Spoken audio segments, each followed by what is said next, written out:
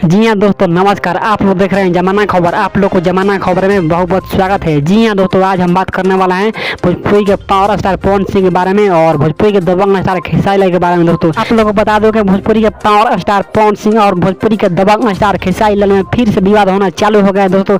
तो दोस्तों आप लोग को आगे वीडियो में बताने वाले किस बात पर विवाद हुआ है दोस्तों। तो आप लोग पूरा वीडियो देखना चाहते हैं तो मेरे चैनल को सब्सक्राइब कर लीजिए और बेल आइकन दबाना न भूले, क्योंकि आने वाला वीडियो सबसे पहले आपके पास जाता रहेगा दोस्तों।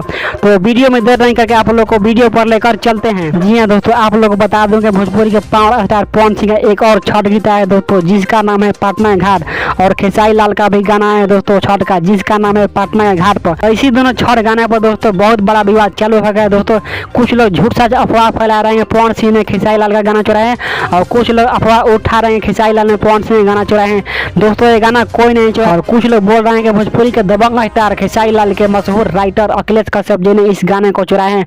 और कुछ लोग बोल रहे हैं कि भोजपुरी के स्टार पवन सिंह राइटर अरुण बिहारी जी ने इस गाने को चुराया है। दोस्तों इस गाने को किसी ने नहीं चुराए हैं दोस्तों, ये झूठ सच लोग यूट्यूब पर अफवाह फैला रहे हैं दोस्तों। और बात करूं पावर स्टार पवन सिंह के छठ गाने के बारे में दोस्तों, जिसका नाम है पटना घाट। ये दोस्तों जल्द वेब म्यूजिक पर रिलीज होने वाला है दोस्तों। और बात करूं भोजपुरी के दबंग स्टार खेसारी लाल के छठ के बारे में दोस्तों, जिसका नाम है पटना घाट पर दोस्तों। ये गाना दोस्तों सारे गाने हम भोजपुरी पर रिलीज हो गए दोस्तों। और जाइए आप लोग को देखिए, इस गाने को ढेर सारा प्यार दीजिए, और प्यार तो मिल ही रहा है। आप लोग भी जाइए इस गाना को देखिए और ढेर सारा प्यार दीजिए। आज का ताज़ा खबर यही था दोस्तों। आज के वीडियो यहीं पर अंत करते हैं। आप लोग को वीडियो कैसा लगा, हमें आशा है कि आप लोग को वीडियो अच्छा लगा होगा।